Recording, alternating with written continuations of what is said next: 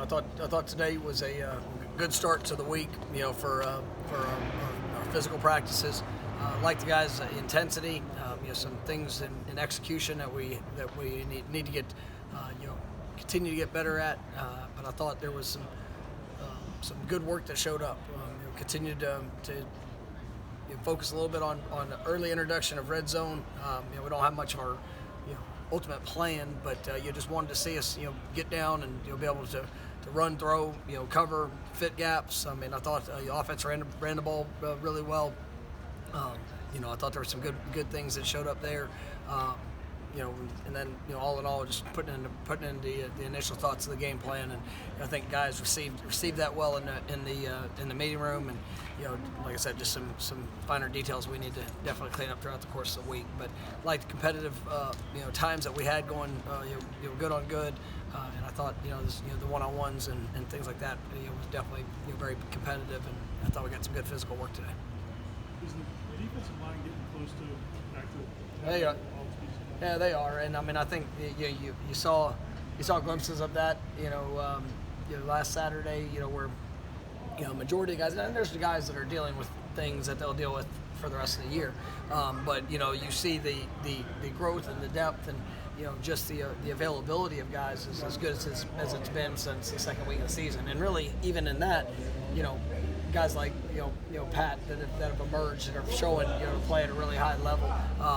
Just the versatility of Dennis Briggs being on full display right now, being able to go inside and outside. That's I like the depth that we have, and I like the talent that we have at that group. Treshaun Ward got more practice today. How does he look? Trey was got more work, and will continue to progress as the week goes on. But very feel good about where he's at. How big has Leonard Warner been for you guys this year? I mentioned him. I don't know if I mentioned him in a press conference yesterday, or maybe on one of the shows. But I'm really proud of Leonard, and for a young man that started his career at linebacker, is really as he's grown and developed just physically. To see him have that impactful game, and he's been playing really good football for us. He sometimes hasn't always showed up in the stat line, but doing his job, playing with physicality, really making sure that that he's on point in all those areas. And then it's great to see him be able to get in the stat line and to be able to get stacks, a couple stacks, to be able to make those impactful plays, which with energy, technique, and effort. I'm really pleased with the reps that he's been able to provide us.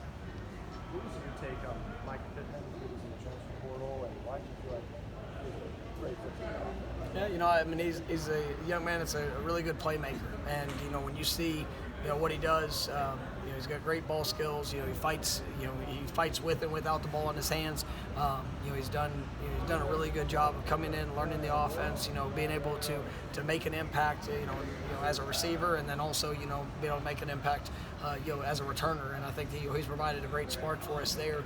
I know I mentioned yesterday that's been one of the most improved areas of our football team is that punt return unit, and he plays a big role in that. But also we got 10 other guys out there that are fighting their butts off for him. But he's got a great personality. He's a true competitor, and as I got to know him and he came on his official visit, that's what I was impressed with, and it's played out really well. I know he and Shakai have like a similar build, but how are they more similar or more different in what they bring to your guys' offense? Right? They're similar with their unique characteristics. I would say.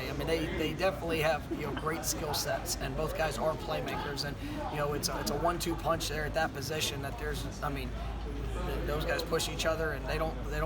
There is no drop off on either sense, and guys that have. A little bit of diversity in skills, but they're impactful game playing, playmaking guys that are great with the ball in their hands. They're tough, they're physical. So I love that dynamic of what they bring, and as you look at the production of the position, and we had a couple that we missed opportunities, but you look at the production of that position between those two guys. It's really been impressive, and those guys can stay fresh and play fast, and it really has been a good dynamic for us. There's another guy that is new to the program, but it seems like he fits well with what you guys are looking for in all aspects. Yeah, we're not, and you know, we're not going to bring guys here that don't. And it's, you know, I think whenever you bring in a transfer, whenever you bring a high school, any player, you know, I have an obligation and responsibility to that locker room.